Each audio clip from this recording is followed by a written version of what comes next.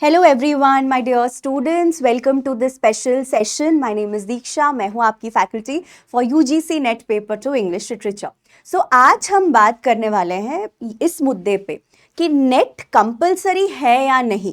And very honestly मैंने ये video इसीलिए बनाया बिकॉज मेरे इंग्लिश के बच्चे, क्योंकि मैं पेपर टू इंग्लिश पढ़ाती हूँ, एंड मेरे बच्चे काफ़ी दुविधा में हैं आफ्टर द एग्जामिनेशन। काफ़ी डिसअपॉइंटमेंट रहा है उनके एग्जामिनेशन के बाद because of the way the question paper had come. But ये बात करना ज़रूरी है कि नेट कंपलसरी है या नहीं, एंड ये इन्फॉर्मेशन हर किसी के लिए है। This is not just for English literature students, this is for any one जो अपना ग्रेजुएशन कंप्लीट करके मास्टर्स करना चाह रहे हैं और शायद एजुकेशन लाइन में, एकेडमिक्स लाइन में जाना चाह रहे हैं। ठीक है, सो फटाफट बात करते हैं इसके बारे में। क्या ज़रूरी है नेट लेना?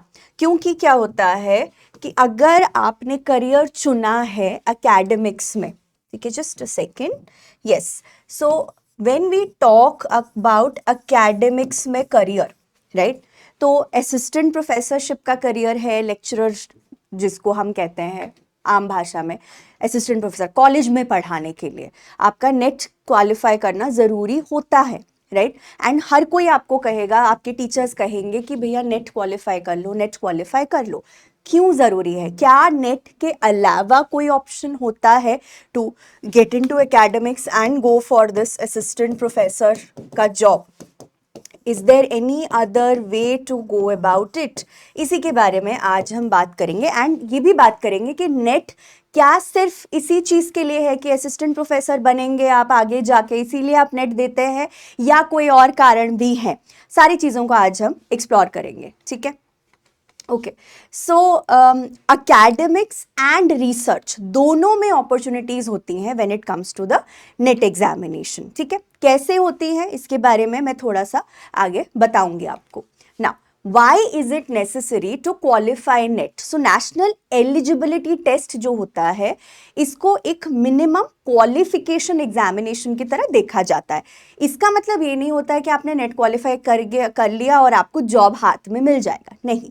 This is a qualifying examination. Qualification का मतलब क्या होता है कि आपने नेट क्लियर किया तो आपके लिए बहुत सारे, a lot of दरवाजे, a lot of doors are going to open. It will lead to other doors, other opportunities, ठीक है। मल्टीपल दरवाजे आपके लिए खुलेंगे, ठीक है। Now, it is mandatory for recruitment as assistant professor. हमारा जो यूजीसी है, यूनिवर्सिटी ग्रांट्स कमीशन, उन्होंने स्पेसिफाई किया हुआ है कि NET should be the minimum criteria for any one to be able to teach at an university. Specially अगर आपने मास्टर्स कर लिया, मास्टर्स करने के बाद नेट होना हाथ में ज़रूरी है, ठीक है। So this is mandatory, this is not optional, this is mandatory for the recruitment of assistant professorship, ठीक है। एंड क्वालिफाइंग नेट मतलब अगर आपने नेट क्वालिफाई नहीं किया, आपके हाथ में मास्टर्स है एंड आप पीएचडी में एनरोल्ड है मान लीजिए, तो भी आप अप्लाई नहीं कर सकते हो। अगर मान लो जॉब का आया है कहीं पे notification, then you will not be able to apply for the job, ठीक है। स्पेशली गवर्नमेंट इंस्टीट्यूशंस में, प्राइवेट में थोड़ा अलग होता है, मैं बताऊंगी उसके बारे में भी। Now, qualifying net makes you eligible for JRF which funds your research. Now, जो जेआरएफ होती है वो हमारे टॉप 1% को मिलता है, मतलब 6% को नेट मिलता है, उसमें से फिर टॉप 6% को हमारी जेआरएफ मिलती है।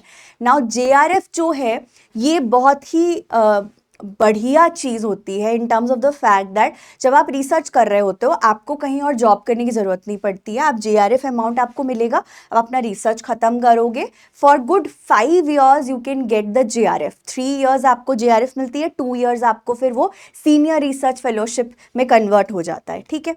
नाउ, एलिजिबिलिटी क्राइटेरिया क्या है, कौन कौन हमारे एलिजिबल हैं? अनरिजर्व्ड या जनरल कैटेगरी की अगर हम बात करते हैं तो you should have a masters degree from a recognised university. Open learning हो, डिस्टेंस में हो, डजेंट मैटर, रिकॉग्नाइज्ड यूनिवर्सिटी होना चाहिए। So both open and regular, ठीक है, both open and regular are valid. ऐसा नहीं है कि जो ओपन में से मास्टर्स करते हैं उनके लिए नेट का कोई महत्व नहीं है, ऐसा नहीं है, ठीक है। सो बोथ हमारे ओपन और रेगुलर यूनिवर्सिटीज से भी जो भी मास्टर्स करें या ग्रेजुएशन के बाद मास्टर्स करते हैं, उनके लिए आप these people are eligible, but 55% mark होना चाहिए। एंड आप एग्जाम में तब भी बैठ सकते हो जब आप फर्स्ट ईयर में हो अपने मास्टर्स के, वो अलग पॉइंट है, ठीक है। सो अगर आपने नेट दिया है जब आप मास्टर्स परस्यू कर रहे हो और अगर आपका 55% नहीं आया, फिर आप नेट क्वालिफाई नहीं कर पाओगे। You are not, your eligibility criteria does not meet. Reserved categories के लिए 50% है, अनरिजर्व्ड के लिए 55% है, ठीक है ना। जो परस्यू कर रहे हैं वो फाइनल ईयर में है और awaiting results can apply provisionally.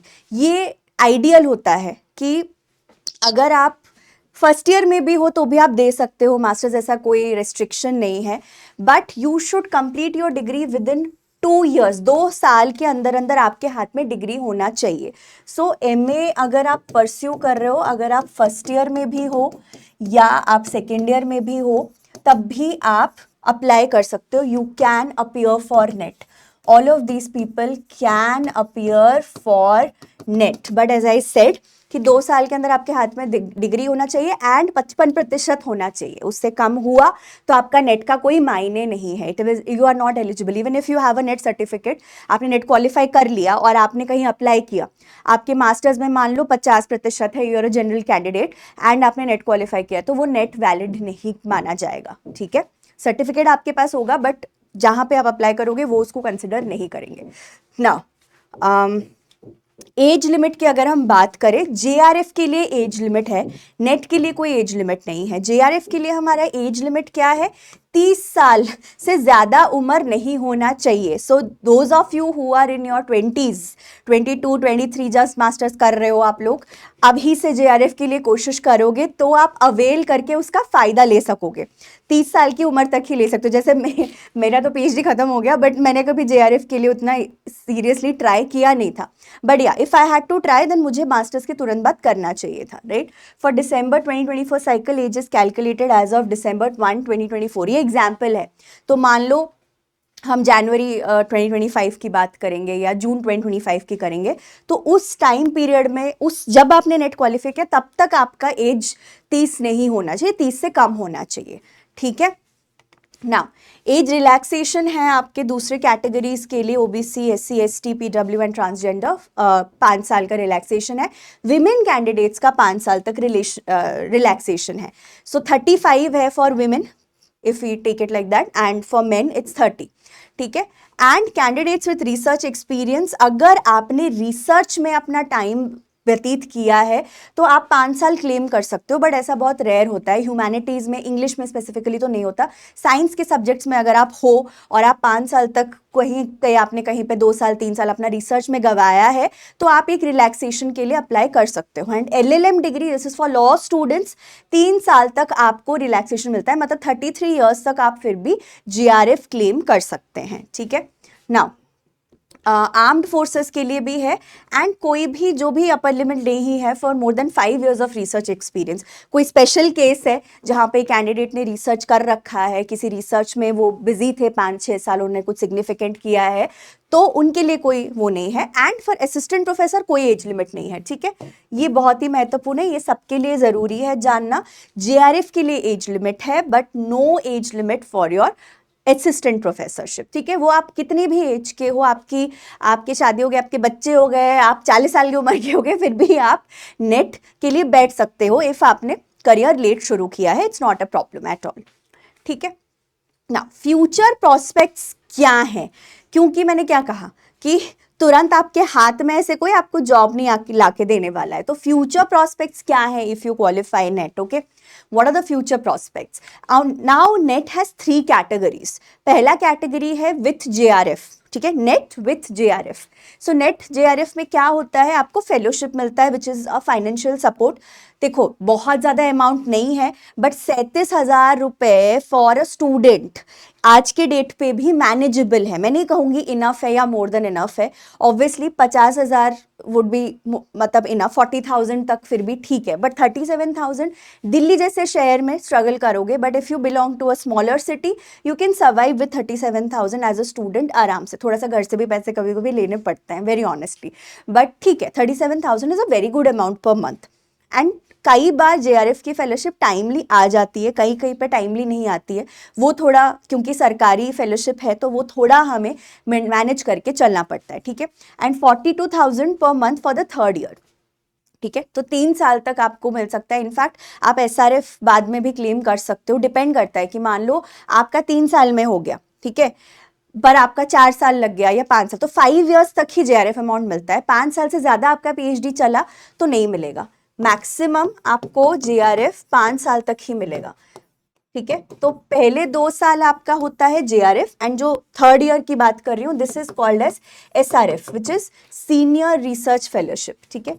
This is, ये हमारा हो गया सीनियर रिसर्च फेलोशिप, ठीक है ना। प्रेफरेंस मिलती है, ये मैंने भी देखा है, मैंने अपने एक्सपीरियंस से मैं तुम्हें ये बता सकती हूँ कि अगर किसी कैंडिडेट का जेआरएफ होता है तो आप अगर पीएचडी के एडमिशन में इंटरव्यू में बैठते हो और आप बोलते हो कि भाई मेरा जेआरएफ है, तो वो आपको लेने के लिए थोड़ा सा तत्पर रहते हैं, वेरी ऑनेस्टली। देखो कॉन्टैक्ट्स वगैरह तो है, वो सब चीज़ें अलग है, सेकेंडरी है, बट जब आप ऐसे इंटरव्यू में जाते हो and if you say you are a JRF candidate, so universities want to take you, because उनको भी दिखाना है कि देखो हमारे पीएचडी स्कॉलर को जेआरएफ मिल रहा है। सो वो एक टैग की बात हो जाती है, एक गर्व की बात हो जाती है। सो प्रेफरेंस मिलती है पीएचडी एडमिशंस में, ऐसा नहीं है कि सिर्फ जेआरएफ वालों को ही मिलता है, नहीं, एक होता है ना इंप्रेशन पड़ती है, फर्स्ट इंप्रेशन की बात हो जाती है, इंप्रेशन पड़ जाती है। Now can work as research associate और प्रोजेक्ट फेलो, देखो यूजीसी में भी जैसे हो गया तुम्हारे एनसीईआरटी में, ठीक है, एनसीईआरटी में हो गया, यूजीसी में भी निकलता है, एंड काफ़ी ऐसे गवर्नमेंट वेबसाइट्स अगर आप फॉलो करोगे, मैं कभी बाद में इसके बारे में एक वीडियो बना दूंगी आप लोगों के लिए, बट क्या होता है कि रिसर्च एसोसिएट और प्रोजेक्ट फेलो की जॉब्स निकलती रहती है, क्योंकि रिसर्च प्रोजेक्ट्स होती रहती हैं, कभी सोशल साइंसेज में हो रहा है, कभी पॉलिटिकल साइंस में हो रहा है, इंग्लिश में कम है, बट इंग्लिश की कैंडिडेट्स की भी ज़रूरत होती है, English literature is a very wide subject, तो आप कहीं पर भी थोड़ा अपना हाथ पैर मार सकते हो। साइंसेज में होती है, साइंसेज तो आपका CSIR नेट हो गया, बट ह्यूमैनिटीज़ की अगर मैं स्पेसिफिकली बात करूं तो जैसे हिस्ट्री, पॉलिटिकल साइंस हो गया, इकोनॉमिक्स हो गया, आपका ज्योग्राफी हो गया, हर चीज़ में प्रोजेक्ट्स होती रहती है, एंड उन प्रोजेक्ट में आपको एक टेम्परेरी बेसिस पे मोस्टली ये 3 महीने या 6 मंथ्स तक आपको इस तरीके के लिए एंगेजमेंट दिया जाएगा, एंड इस पे स्टाइपेंड भी मिलता है। ये नॉन नेट कैंडिडेट्स के लिए भी बेनिफिशियल है, नेट कैंडिडेट्स के लिए भी बेनिफिशियल है, जेआरएफ कैंडिडेट्स के लिए भी बेनिफिशियल है। सो ये जो पॉइंट है ये सबके लिए बेनिफिशियल है, ठीक है। You can work as a research associate और अ प्रोजेक्ट फेलो फॉर जैसे 3 महीने 6 महीने, आपको कहीं पर जाके गाँव वगैरह में सर्वे करना है, कुछ रिपोर्ट बनानी है, ये सारी चीज़ें आपको करनी पड़ती है। एंड जब आप जेआरएफ लेके निकलते हो तो पोस्ट डॉक्टरल रिसर्च के लिए और इंटरनेशनल फेलोशिप्स के लिए भी आपको थोड़ा प्रेफरेंस मिलती है कि मान लो आप बाहर, इंडिया के बाहर कभी परस्यू करना चाहते हो, या आपके दिमाग में है कि भाई मैं बाहर जाके कुछ करना चाहूंगी या चाहूंगा, तो then you can go for it. Then category 2 which is without JRF. Now इसमें आप ऑब्वियसली, उसमें भी आप एलिजिबल थे, इसमें भी हो। इसमें क्या होता है कि you are eligible to apply for assistant professor, इसका मेजर बेनिफिट यही है, कॉलेजेस एंड यूनिवर्सिटीज में आप असिस्टेंट प्रोफेसरशिप के लिए अप्लाई कर सकते हो, एंड स्टेट यूनिवर्सिटी कॉलेजेस में भी नेट ना कंपलसरी होता है। प्राइवेट वाले थोड़े से यहाँ पे करते हैं कि नॉन नेट कैंडिडेट भी है तो हम उनको ले लेंगे और उनको पैसे कम देंगे, so it is a means of exploitation, ठीक है, very honestly it's a means of exploitation. But अगर स्टेट सेंट्रल गवर्नमेंट की बात करें तो नेट के बिना कोई भी नहीं पढ़ा सकता, not even in your guest faculty और कॉन्ट्रैक्चुअल पोजीशन। एंड ऑनेस्टली यहाँ पे नेट एक बार आपका हो गया, आपका फर्स्ट स्टेप के हिसाब से this is going to be your first step. क्यों? क्योंकि आपको क्या करना है, आपको एक्सपीरियंस भी लेना है ना, आपको एक्सपीरियंस भी लेना है। सो गेस्ट फैकल्टी और कॉन्ट्रैक्चुअल पोजीशंस कहीं पे भी निकलती हैं, आपको अप्लाई करने के लिए तो एटलीस्ट आप एलिजिबल हो नेट के बाद। तो समझ रहे हो ना कि नेट का कितना ज़्यादा फायदा है? तो नेट के बिना आप अप्लाई नहीं कर सकते। So once you get NET, you are eligible for these positions. And then second step is permanent job. Second step, and वो second step में बहुत time लग जाता है, which is a permanent jobs जब निकलेंगे तब आप जाके परमानेंट जॉब्स के लिए भी अप्लाई कर सकते हो, एंड साथ साथ आप अपना एक्सपीरियंस भी लेके जाओगे कि देखो भाई मैंने वर्क किया है. मान लो अगर मेरा नेट नहीं निकलता मास्टर्स तक, मैं काम नहीं कर पाती डीयू में, मेरे पास 4 साल 3 साल 3.5 साल 4 साल का एक्सपीरियंस नहीं होता, डीयू एसओएल किट 3-4 जगह पे मैंने पढ़ा है, तो वो चीज़ है that you need to gather experience. ठीक है. एंड और एक बहुत बड़ा मेजर फायदा, can sit for PhD interviews directly similar to JRF. JRF में भी इंटरव्यू होती है, नेट में भी आप सीधा सीधा PhD में बैठोगे. ठीक है. एंट्रेंस वाली जो बात है वो हट गई है, एंड एंट्रेंस का ऑप्शन भी कई सारी यूनिवर्सिटीज हटा देंगे धीरे धीरे करके. PhD के लिए एंट्रेंस भी होता था पहले कि ऐसे इग्नू में तो ये भी था कि अगर आपका नेट है फिर भी आप आई थिंक एंट्रेंस दोगे, ऐसा कुछ था, बट अभी वो हट गया है. So you can directly go for the interviews, and इसमें वेटेज कितना है मैं अभी अगले स्लाइड में बताती हूँ. नाउ कैटेगरी 3 क्या है? PhD admissions only. Now net exam देने का और एक तीसरा फायदा जो कि अभी दिसंबर 2024 वाले में ही इंट्रोड्यूस हुआ था,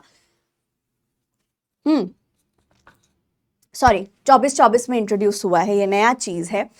इसमें क्या है कि PhD ओनली नेट स्कोर से क्या होगा, आपका नेट नहीं निकला कोई बात नहीं, it is going to still be useful for a year कि आप इंटरव्यूज दे सकते हो, आप PhD में खुद को एनरोल करा सकते हो, एंड PhD स्टार्ट करके फिर नेट देते रहना. नेट तो 2 बार होता है साल में, है ना, तो आपका लाइफ कंटिन्यू करता रहेगा. It's not that it's going to stop और पॉज एनीवेयर. ठीक है. So PhD in net score will allow you to directly appear for interviews without entrance tests. But net score जो है, जो कैटेगरी 2 एंड 3 मतलब net and PhD admissions only में, वो 70% weightage लिया जाएगा. ठीक है. 70% वेटेज लिया जाएगा in terms of PhD admission, and 30% weightage will be given to the interview. ठीक है. तो इंटरव्यू का 30% है, मात्र 70% आपका नेट स्कोर कंसिडर किया जाएगा. But another thing to note, ये सिर्फ 1 साल के लिए वैलिड है, ये सिर्फ 1 साल के लिए वैलिड है. एंड अनदर थिंग, जो JRF जिनका निकला है 3 साल तक के अंदर अंदर अगर उनको नहीं मिलता PhD में एडमिशन, फिर वो JRF अवेल नहीं कर पाएंगे. और ठीक है, वो फिर नहीं, वो वैलिड नहीं कंसिडर किया जाएगा. आपका नेट वैलिड होगा बट फिर JRF आप अवेल नहीं कर पाओगे. 3 साल के अंदर अंदर आपको एडमिशन लेना ही लेना है. मान लो आपका नेट निकल गया, आप मास्टर्स के फर्स्ट ईयर में हो और आपने नेट निकाल दिया, मास्टर्स खत्म होते ही PhD में भर्ती होना है सीधा सीधा, JRF अगर निकल जाता है तो. ठीक है. Now what if you have no NET? मान लो आपके पास नेट नहीं है, तो क्या दुनिया खत्म हो जाता है? नहीं, बट अपॉर्चुनिटीज और दरवाजे काफी कम हो जाएंगे आपके लिए. ठीक है. सो लिमिटेड कॉलेज लेवल आप कर नहीं सकते. प्राइवेट में एज आई सेड कुछ करने अलाउ करते हैं, and they exploit you. Very less पे, मतलब बहुत लेस पे में आपको करेंगे, बिकॉज आपको यही बोला जाएगा कि भाई आपके पास तो नेट है नहीं, हम आपको पे कैसे करेंगे, हमारे लिए रिस्क है कि हम आपको पढ़ाने के लिए रख रहे हैं. ठीक है. तो ये चीज होता है. Unfortunately fortunately NET is like a necessary evil in our lives. यही मैं कहती हूँ भाई. ठीक है, कि ये एक मतलब मजबूरन करना पड़ रहा है, बट है तो हम लोग, तो हम चूज नहीं कर सकते, हमें तो वही करना है जो हमारे लिए मैंडेटेड है. समझ आया? चलो. So no eligibility for permanent professor in many institutes can work, but growth is uncertain as I said. Private में करोगे, लेस पे में करोगे, एक्सप्लॉइट होगे, and limited scope for funded research भी आपको मिलना बहुत मुश्किल है. And UGC scale benefits and promotions आपको नहीं मिलेंगे बिल्कुल भी. UGC स्केल है पे का. स्केल क्या होता है? पे स्केल. ठीक है. सो देयर इज अ पे स्केल जो UGC ने दे रखा है कि भैया गेस्ट प्रोफेसर जैसे हैं, नेट वालों को इतना मिलेगा, नॉन नेट को इतना. नॉन नेट को तो नहीं मिलेगा, मतलब नॉन नेट का कोई कंसिडरेशन नहीं है, सॉरी. नेट वालों को आपको देना चाहिए कायदे से. सेंट्रल यूनिवर्सिटीज की बात कर रही हूँ मैं. 1500 पर लेक्चर. स्टेट यूनिवर्सिटीज कई बार अलग अलग हैं, अलग अलग स्टेट्स में अलग अलग पैसे देते हैं, कोई 1000 देता है, कोई 1200 देता है पर लेक्चर. एंड मान लो आपने हफ्ते के 8 लेक्चर देने हैं, मिलते हैं, तो अच्छा खासा पैसा बन जाता है आपका. 50,000 तक you can earn, okay, even as guest lecturer. So I would like to conclude by saying that homework कुछ नहीं है, sorry. The roots of education are bitter but the fruit is sweet. ये एरिस्टोटल ने कहा है कि भाई देखो, रूट्स मतलब जड़ें मजबूत करना ही सबसे ज्यादा मुश्किल काम होता है, वो सबसे मुश्किल पड़ाव होता है। बट जब फल मिलेगा ना फाइनली, वो जब मंजिल तक आप पहुंच जाओगे तभी आप जाके फाइनली रिलैक्स कर सकते हो। ठीक है, सो रूट्स हमेशा ऐसे होते हैं एंड नेट भी आपका एक रूट नेसेसिटी है ना। एक चीज मैं यहाँ पे और बताना चाहूंगी कि can you still teach without net ever? ठीक है, can you still teach without net? यहाँ पे कोई है प्रोविजन कि आप पढ़ा सकते हो नेट क्वालिफाई किए बिना, without net in government institution, in government institutes? Can you do this? हाँ या ना? यस यू कैन, बट इसमें बहुत लंबा रास्ता होता है। ऑनेस्टली मैं आपको बताऊंगी, यहाँ पे मैं कुछ फिल्टर आउट नहीं करूंगी। Yes you can, but with a PhD. अगर आपके पास पीएचडी है एंड दैट टू पीएचडी के साथ फिर आपका एक मिलेगा, if you complete your PhD, if मान लो आपने कंप्लीट कर लिया पीएचडी, ठीक है, आपने पीएचडी कंप्लीट कर लिया विदाउट नेट, आप पीएचडी में समहाउ आपको एडमिशन मिल गया विदाउट नेट। आज के डेट पे बहुत मुश्किल है, ठीक है, आज के डेट पे विदाउट नेट पीएचडी में घुसना। प्राइवेट वगैरह में मिल जाएगा, गवर्नमेंट में बहुत मुश्किल है विदाउट नेट घुसना, ये भी मैं बता दूं। बट मान लो आपको पीएचडी मिल जाता है, ठीक है, आपने कर लिया, आपने नेट क्वालिफाई नहीं किया, यू कंप्लीट द पीएचडी, उसके बाद फिर आपका एक net exemption certificate, net exemption certificate आपको मिलती है, जिसके तहत फिर आप आगे बढ़ सकते हो। But this is a very very लंबा रास्ता and not, this is more difficult than qualifying NET, very honestly. ठीक है, so this is more difficult than qualifying NET. So NET exemption certificate करके भी कुछ है, but this is very very difficult. This is not the preferred way, this is not the preferred way at all. But as I said, this is still an option. if आपके पास वो option है then you can explore, up to you, आपके पास choice है, मैंने आपको choice दिया है, so whatever you want to do. okay, so आज हमने क्या सीखा? Is it compulsory to clear net? Yes, yes, it is mandatory to clear net, है ना? It is mandatory to clear net if for a good career, for a good career in academics. ठीक है, अगर आप कहीं और किसी और डायरेक्शन में जाना चाहते हैं तो विथ नेट ऑल्सो, मैं एक चीज और बता दूं, और करियर अपॉर्चुनिटीज भी हैं, उसके बारे में हम आपके रिजल्ट्स आने के बाद एक बार मैं बात करूंगी। कंटेंट राइटिंग, कॉर्पोरेट में क्या आप कर सकते हो एज आफ्टर इंग्लिश लिटरेचर में नेट क्वालिफाई करके, उस चीज़ के बारे में मैं बाद में थोड़ा सा विस्तार में बात करूंगी। बट हाँ, generally speaking it is mandatory to clear NET for a good career in academics, ये तो क्लियर ही है। ठीक है, you have any doubts, anything, you can put it in the comment section. ठीक है, please put your doubts in the comment section. कोई भी स्पेसिफिक डाउट्स हैं मैं उनको जरूर एड्रेस करूंगी। कमेंट सेक्शन में प्लीज अपना डाउट्स लिख के मुझे बताइएगा in case you have any. Thank you so much my dear students for your attention. See you soon, bye.